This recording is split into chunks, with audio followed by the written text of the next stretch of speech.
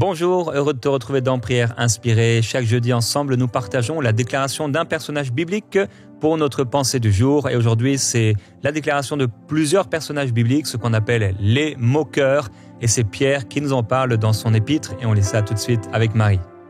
Sachant avant tout que, dans les derniers jours, il viendra des moqueurs avec leurs railleries, marchant selon leur propre convoitise, et disant « Où est la promesse de son avènement?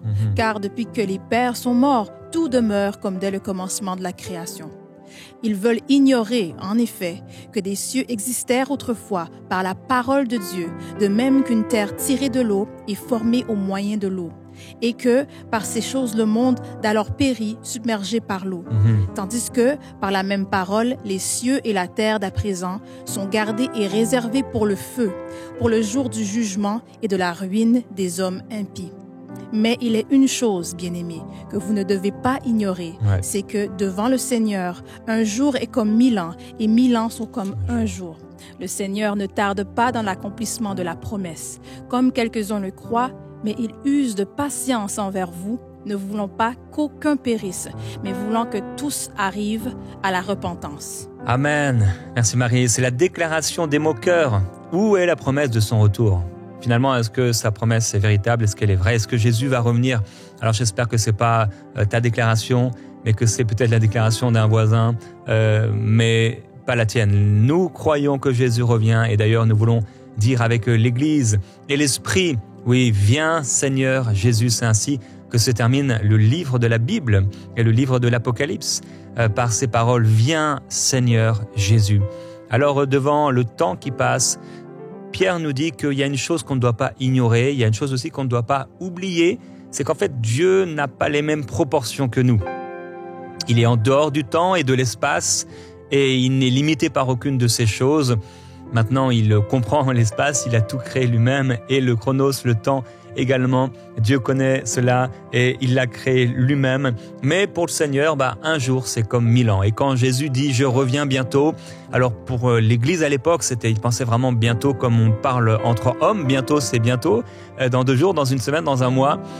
Mais pour le Seigneur, c'est différent. Et un jour est comme 1000 ans. Et quand Pierre écrit, inspiré par l'Esprit, qu'un jour est comme 1000 ans, eh bien, on peut suggérer qu'il y a plusieurs 1000 ans qui vont se passer, ou en tout cas au moins 1000 ans qui vont se passer, parce que pour le Seigneur, un jour est comme 1000 ans. Et le but de Dieu derrière cela, c'est qu'un maximum d'âmes puissent être sauvées. Vous savez, dans les années 100, dans les années 500, il y avait quelques millions d'habitants sur la Terre. Encore en 1900, donc c'est quand même pas si vieux que ça, il y avait peut-être 1 milliard et quelques d'habitants sur la Terre. En 1950, il y avait 2,6 milliards d'habitants sur la Terre. Alors imaginez-vous, aujourd'hui, on est bien plus que cela et il va avoir un temps d'une grande moisson avant l'enlèvement de l'Église. Juste avant l'enlèvement de l'Église, il y aura une grande moisson, je crois, et un grand réveil mondial. Et je crois vraiment que le Seigneur va sauver une multitude de personnes. Alors justement, parlant de l'enlèvement de l'Église, c'est donc la déclaration,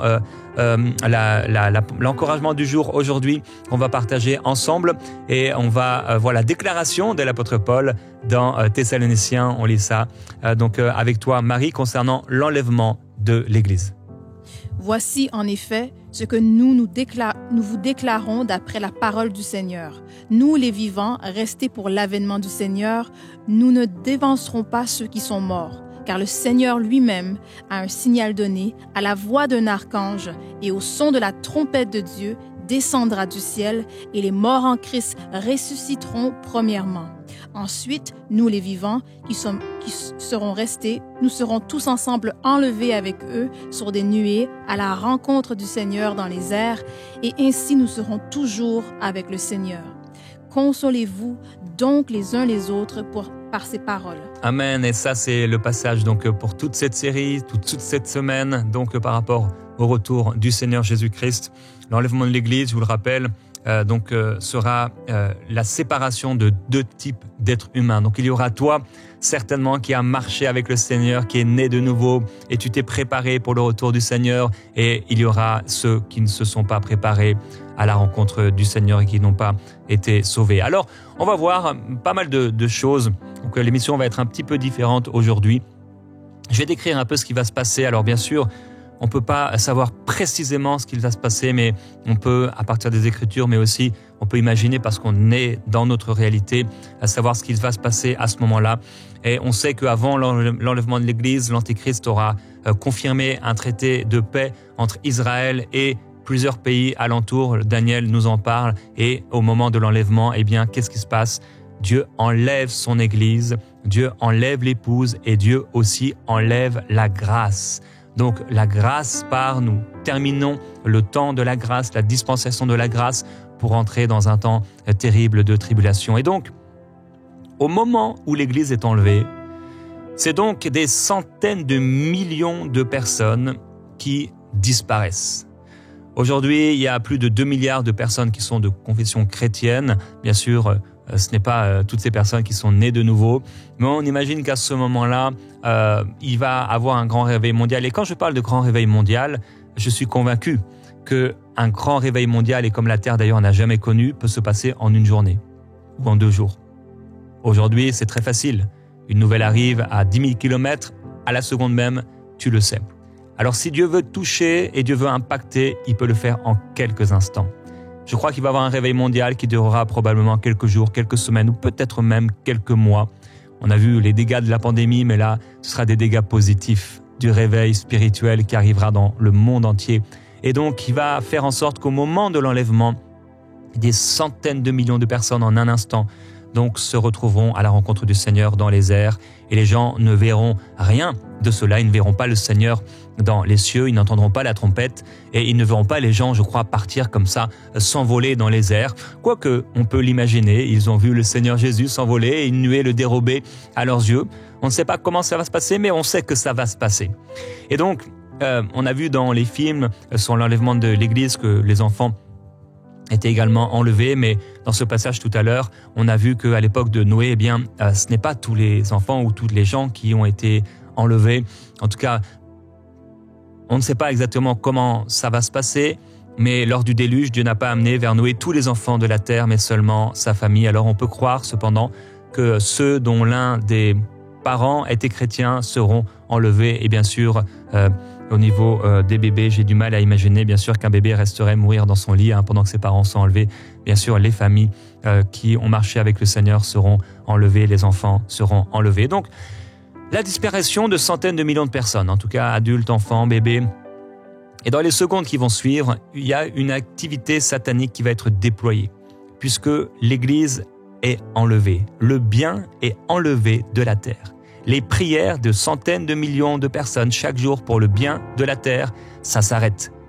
Et l'activité satanique est déployée dans le monde entier. Lorsque Jésus chassait les démons en Israël, eh bien c'était la débandade dans le camp de l'ennemi. Mais là, c'est des centaines de millions peut-être de démons qui sont relâchés pour assouvir leurs œuvres. Et également, bien sûr, en un instant, des millions de personnes vont vivre un choc traumatique. En voyant disparaître sous leurs yeux, alors est-ce qu'ils vont voir physiquement les personnes partir ou ça va partir tellement vite puisqu'on sait que c'est comme un éclair. Donc, tout à coup, la personne est là. Elle est dans le bus avec quelqu'un en train de discuter ou dans le métro avec quelqu'un ou elle est en la voiture et c'est le chrétien qui conduit la voiture et la personne disparaît. Vous imaginez, bien sûr, il va avoir un choc traumatique pour des millions et des millions de personnes. Ça va être terrible. Quand Élie a été enlevé, il a fait tomber son manteau, on a dit mais il faut qu'on aille le chercher. Ils ont cherché mais ils l'ont jamais trouvé. Ils ne nous trouveront pas. On n'est plus là. Alors dans les mêmes secondes, il y aura bien sûr des millions d'accidents, puisque si c'est un chrétien qui conduit la voiture, qui pilote l'avion, qui conduit le bus, il va avoir des multitudes d'accidents. Si quelqu'un est derrière une grue en train de la contrôler pour quelqu'un d'autre, eh bien, ça va créer tout un tas d'accidents avec des morts, bien sûr, qui vont arriver dans les 30 secondes même, suite à l'enlèvement. On peut voir que imaginez que dans les 60 secondes qui vont suivre, donc, il y aura des millions de morts à cause de tous ces accidents, des explosions qui vont arriver, des incendies, etc., etc. Dans les minutes qui vont suivre, ça va être une panique hystérique. Les gens vont devenir complètement fous. Il va aussi avoir de nombreux suicides. On peut lire avec Marie dans Exode au chapitre 12 et au verset 29 ce qui s'est passé à l'époque de l'Égypte. Au milieu de la nuit, l'Éternel frappa tous les premiers-nés dans le pays d'Égypte, depuis le premier-né de Pharaon assis sur le trône jusqu'au premier-né du captif dans sa prison, et jusqu'à tous les premiers-nés des animaux. Pharaon se leva de nuit, lui et tous ses serviteurs, et tous les Égyptiens, et il eut de grands cris en Égypte, car il n'y avait point de maison où il n'eût un mort. Waouh, quelle panique générale!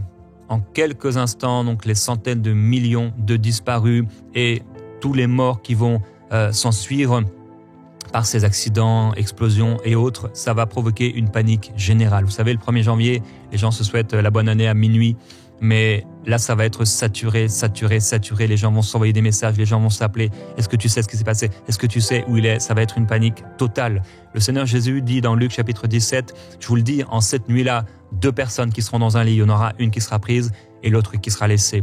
2 personnes qui seront dans un champ, il y en aura une qui sera prise et l'autre qui sera laissée. Alors, je prie que tu puisses être celui qui est pris. On doit se préparer. On doit se préparer. On doit être pris avec le Seigneur. Donc les gens vont commencer à chercher partout dans les minutes qui arrivent. Ceux qui n'étaient pas directement avec la personne, elle était peut-être dans la pièce d'à côté. Et tout à coup, la maman va chercher l'enfant qui a accepté Jésus en allant à l'église peut-être quelque part un jour. Et l'enfant a accepté le Seigneur et il a sa foi. Et la maman cherche l'enfant dans la maison. Imaginez la panique, l'hystérie, jusqu'à appeler et réaliser qu'en fait c'est comme ça partout dans les médias.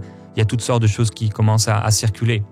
Comme à l'époque d'Élie, ça s'est passé en un instant. Jésus, ça s'est passé en un instant. Enoch également, ça s'est passé en un instant.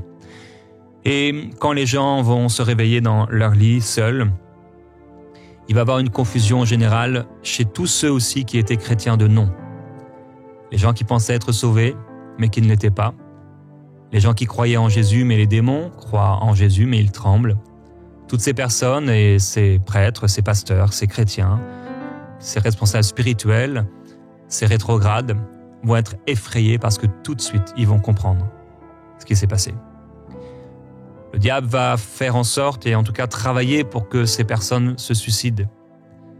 Il va travailler et les oppresser pour qu'ils ne croient plus que le salut est possible. Et malheureusement, beaucoup d'entre eux vont choisir le suicide. Mais beaucoup également vont se repentir au moment même, à l'instant même, avec de grands cris, des larmes terriblement amères pour ceux qui ont entendu le message de l'Évangile mais qui l'ont refusé, les voisins à qui on a parlé de Jésus, les collègues de travail, les gens dans la famille qui ont entendu parler du Seigneur, nos enfants. Et pour eux, c'est fini. Ils savent que l'enlèvement a eu lieu, il n'y aura pas un deuxième enlèvement. Et s'ils se convertissent, ça va être difficile. Certains parents ne retrouvent donc plus leurs enfants qui avaient cru dans le Seigneur, et il y a cette confusion générale également dans les médias du monde entier. On commence à sortir toutes sortes d'hypothèses données par les politiciens pendant qu'il y a des avions qui se crashent à droite, à gauche. Et pendant les heures qui suivent, certainement, on continue dans cette folie avec des gens qui courent dans les églises, qui courent dans les mosquées, qui courent dans les endroits et édifices religieux pour trouver la solution, et quelqu'un qui pourra leur dire qu'est-ce qu'il s'est passé pendant la pandémie. Il y a des églises aux États-Unis, par exemple, qui ont été remplies, même des gens qui commençaient à se marier parce qu'en se disant finalement la vie est courte. Donc il va aussi y avoir de ces personnes qui vont vouloir profiter de la vie, toutes sortes de confusions. Les gens vont aller voir, et peut-être dans certaines églises, il y aura un pasteur, il y aura un prêtre qui sera là, en train de pleurer. Et il y aura dans plusieurs églises un temps de réveil qui continuera, parce que le réveil, je le crois, sera avant l'enlèvement, mais il y aura un réveil dans les prochaines secondes ou prochaines minutes suite à l'enlèvement. Un réveil très différent, mais un réveil quand même, dans le sens où les gens vont réaliser ce qui s'est passé, et beaucoup se tourneront vers le Seigneur. Malheureusement, tous ceux qui seront restés sur la terre à ce moment-là seront des faux prophètes ou des croyants, pasteurs ou autres, qui auront été rétrogrades ou qui simplement n'auront jamais été nés de nouveau. Donc ils seront des bébés spirituels avec peut-être toutes sortes de mensonges, et donc il sera difficile de pouvoir entendre la vérité. Il y aura des pillages, bien sûr, puisque les gens vont vouloir profiter et voler dans les magasins des chrétiens. Toutes sortes de choses qui se passeront. Quand il y a eu l'effondrement du World Trade Center, les gens ont commencé à chercher et quelqu'un disait au téléphone, mais non, tu comprends pas, en fait, la personne, elle n'est plus là du tout.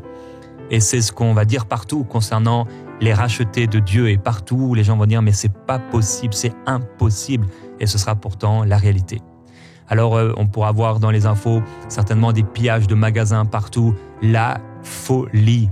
Il y aura plus de biens, il y aura plus d'église, il y aura plus le Saint-Esprit sur la terre à travers l'Église pour empêcher toutes ces catastrophes et le mal de venir. Alors ça va être la folie, des guerres civiles, toutes sortes de choses, le chaos, la panique est terrible. Certains vont se réveiller au milieu de la nuit ou simplement à leur réveil le lendemain matin pour prendre leur café comme d'habitude, et ils vont réaliser qu'ils ont reçu 150 messages ou 200 messages, et ils vont réaliser qu'il y a quelque chose qui ne va pas. Ils vont entendre les alarmes de la police, les sirènes, etc.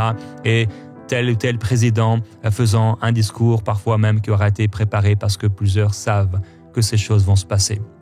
Il y aura également une folie et une prise en charge politique.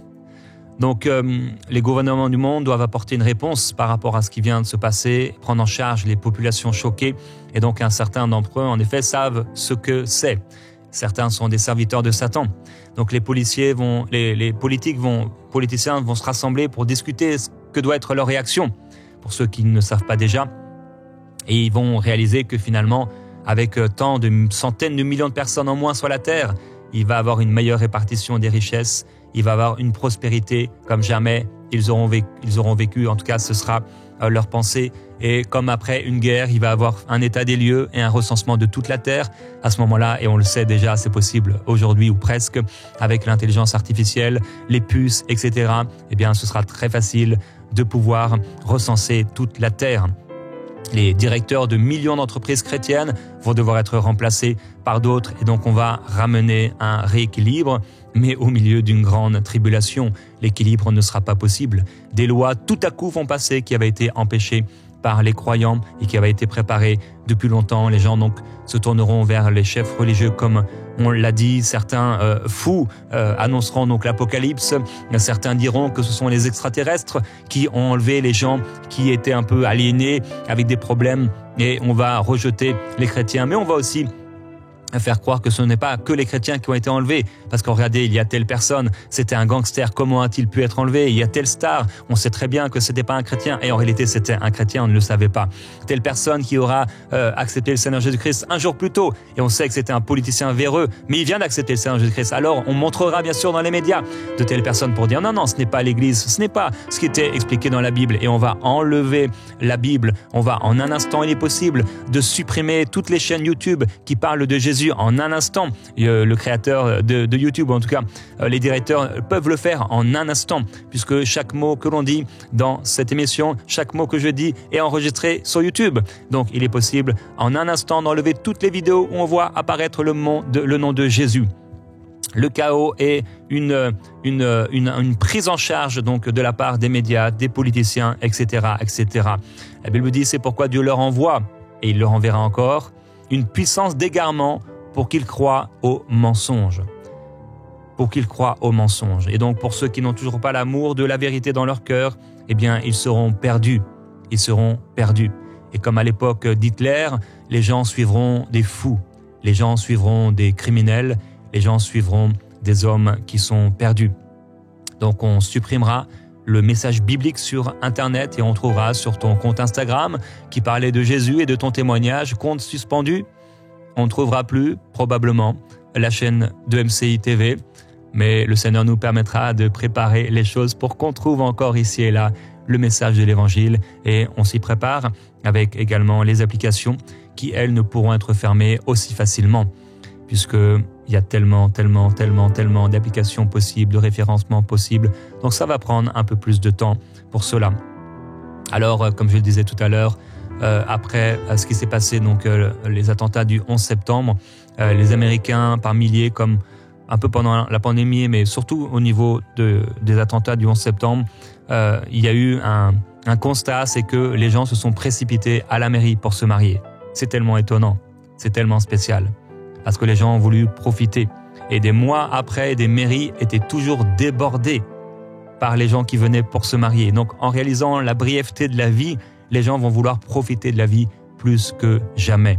Puisque le sel de la terre a été enlevé, la lumière du monde a été enlevée, toutes les passions qui étaient retenues vont se déverser.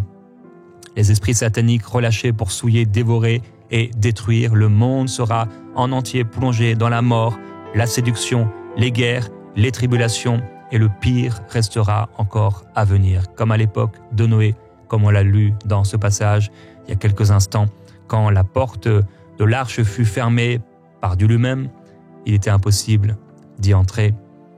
Aujourd'hui, donc une émission un peu différente, mais avec ces réalités qui sont là devant nous, le retour du Seigneur Jésus-Christ, l'enlèvement de l'Église, et on peut donc s'imaginer ce qui va se passer sur la terre. Jésus a dit que ce serait le chaos, la désolation, la tribulation, l'avènement de l'Antichrist, le contrôle des peuples et des nations, mais ce sera pour leur perte. Et dans ce temps de prière aujourd'hui, je voudrais, comme hier, que tu puisses sonder dans ton cœur et te dire, est-ce que je suis prêt? Je voudrais aussi, dans ce temps de prière, ouvrir un moment où tu peux prier pour quelqu'un dans ton entourage qui n'a pas encore reçu le Seigneur Jésus-Christ dans son cœur. Il y a un nom qui te vient maintenant, quelqu'un que tu connais, peut-être ton mari, peut-être un de tes enfants, peut-être un de tes frères ou un collègue, un ami. Pendant ces quelques minutes, je voudrais que tu puisses prier pour lui, pour elle, de tout ton cœur. Le Seigneur, par une prière, peut sauver cette personne. Devant la réalité de ces choses, il faut qu'elle soit sauvée. Alors, Père, on te demande, s'il te plaît, sauve ces âmes. Mon frère, ma sœur, je veux te laisser pendant que Gordon joue cette mélodie avec le Seigneur. Intercède maintenant. Appelle, déclare le salut de cette personne. Si c'est Philippe, tu dis, Seigneur, sauve Philippe de la mort éternelle. Ouvre ses yeux, convainc-le de péché.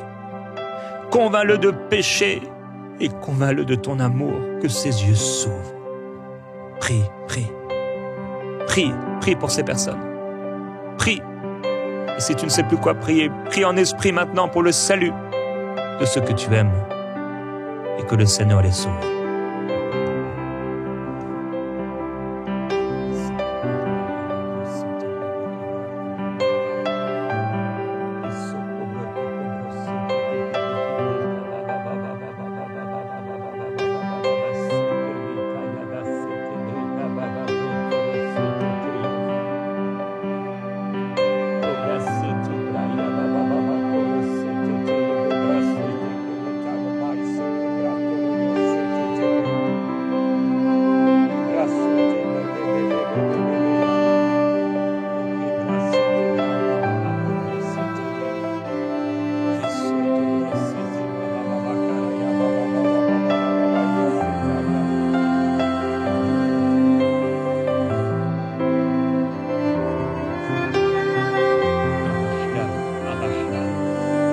Arrache-la de l'enfer, Seigneur.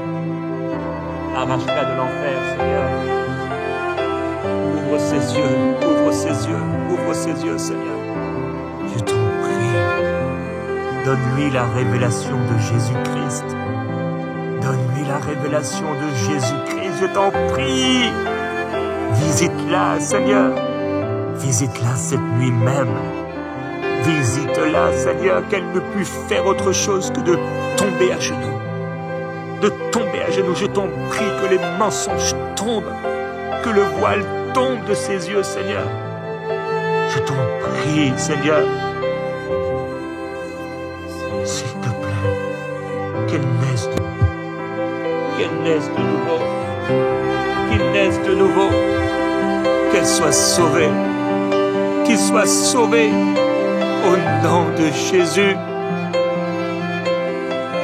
Je t'en prie, Seigneur, que les paroles qu'elle a entendues, que ce que je lui ai dit, Seigneur, le témoignage que je lui ai donné, puisse amener la vie, puisse amener la vie, puisse amener la vie. J'appelle la vie sur elle. J'appelle la vie sur lui, Seigneur. J'appelle la vie. Tu as sauvé déjà des personnes autour de moi. Seigneur, sauve encore. Sauve encore, sauve encore, sauve encore, sauve encore, Seigneur. Oui, arrache-la des ténèbres, arrache-la des pattes, des griffes du diable, au nom de Jésus. Je déclare que les mensonges tombent dans sa vie. Je déclare que le voile, les écailles tombent de ses yeux. Au nom de Jésus, Père, je prie qu'elle soit attirée à ta parole, qu'elle soit attirée à la prière, qu'elle soit attirée vers toi. Je prie qu'elle tombe à genoux et qu'elle commence à crier vers toi, Seigneur. Père, utilise tout ce que tu veux. Utilise tout ce que tu veux pour la sauver, pour le sauver. Utilise tout ce que tu veux pour les sauver et les racheter. Je t'en prie, Seigneur, s'il te plaît. Arrache-la, arrache-la des ténèbres. Arrache-la de cette vie misérable. Qu'elle puisse sentir sa misère. Qu'elle puisse sentir sa misère. Qu'elle puisse sentir comme un gouffre à l'intérieur d'elle, à l'intérieur de lui, qu'il puisse réaliser que toutes ces choses sur lesquelles il a mis son appui, ses fondements, ne sont rien. De la poussière. Je t'en prie, Père, ouvre les yeux. Ouvre les yeux et que l'orgueil tombe. Que l'orgueil tombe, qu'il puisse s'humilier. Qu'elle puisse s'humilier à tes pieds. Oui, crier vraiment vers toi. Je t'en prie, continue d'amener vers lui, vers elle, des hommes et des femmes qui vont témoigner de toi. Suscite dans sa vie des occasions, suscite dans sa vie des événements qui ne pourront que l'amener à toi, Seigneur. Tu as dit dans ta parole, tu as promis que la prière fervente du juste a une grande efficacité et que par la prière, on pouvait amener quelqu'un à toi. Tu as dit, le sage s'empare des âmes. Je prie pour la sagesse. Donne-nous la sagesse, Seigneur. Donne-moi la sagesse. Ouvre mes yeux, je veux obéir. Je veux obéir, Seigneur. Inspire-nous. Inspire-moi. Jésus-Christ.